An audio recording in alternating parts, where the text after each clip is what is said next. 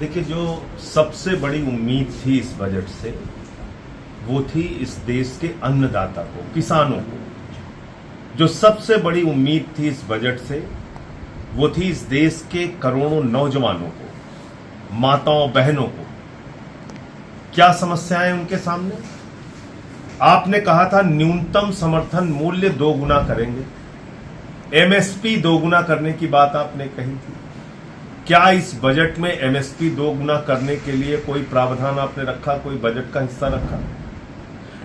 अग्निवीर योजना को खत्म करने की बात कही गई, तो क्या सेना के लिए कोई अतिरिक्त बजट रखा कि अग्निवीर योजना खत्म करके हम सेना की पुरानी जो भर्ती थी उसको बहाल करेंगे?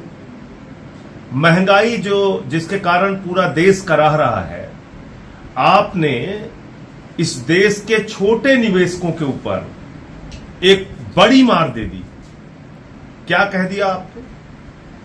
लॉन्ग टर्म कैपिटल गेन पर अब 10 की जगह 12.5% टैक्स लगेगा। यानी कि जो शेयर बाजार में पैसा लगाने वाले लगभग 10 करोड़ लोग हैं, जिनके परिवारों की संख्या लगभग 30 करोड़ होगी, उन 10 करोड़ लोगों पे आपने बड़ी मार दे दी कि अगर 1 साल से अधिक वो किसी शेयर को रखते हैं, उससे कोई पैसे की आमदनी होती है, तो उनको 10 की जगह 12.5% का टैक्स देना पड़ेगा।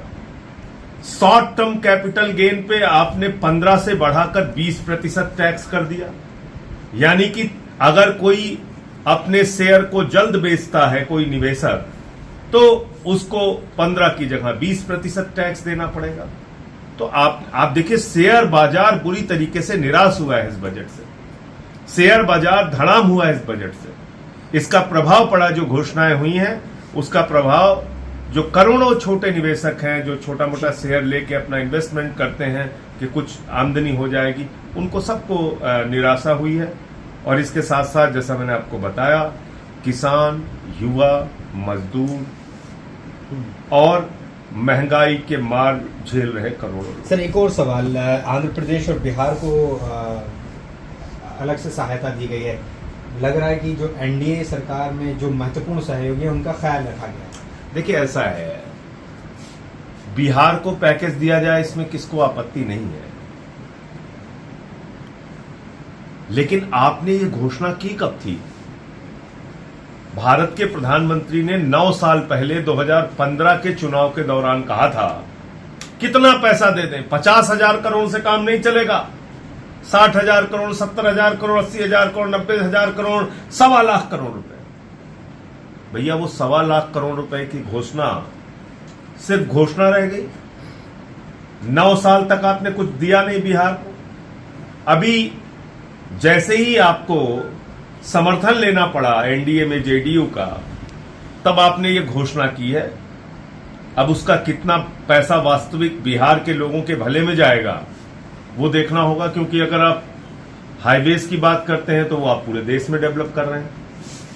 अगर आप कुछ और योजनाओं में खर्च करने की बात करते हैं, वास्तविक उसका जमीन पे बिहार के लोगों को कितना फायदा होगा, कितना पैसा वहां पे पहुंच रहा है, वो देखना जरूरी है। आखिरी सवाल, दिल्ली को लेकर, पंजाब को लेकर आपकी अपनी मांगी थी, तो क्या अभी आप बजट को स्टडी कर रहे हैं कि आपको क्या मिला? अभी आने दीजिए, मैं तो बोल चुका हूं 325 करोड़ से ज्यादा नहीं देंगे दिल्ली को, अभी आने दीजिए।